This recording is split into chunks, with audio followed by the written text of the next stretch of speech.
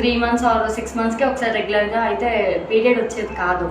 So నేను ఖచ్చితంగా దానికి పిల్స్ వేస్తేనే మెన్సెస్ అనేది వచ్చేది. సో అలాంటిది నాకు మా తాతగారు ఎం శాస్త్రిరావు గారు ఆయన నాకు రిఫర్ చేశారనమాట ఈ ప్రోడక్ట్. అన్ని వాడి చూసావమ్మా, ఒకసారి ఇది వాడి చూడన్నా.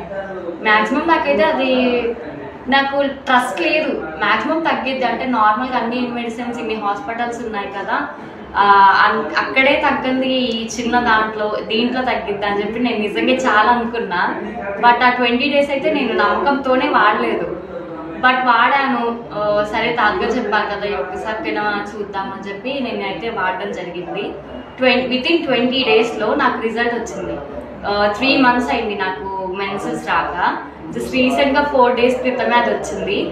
Heavy bleeding and stomach pain అనమాట. అసలు ఆ స్టమక్ పెయిన్ అయితే నిజంగా నాకైతే ఇప్పుడు లేదు.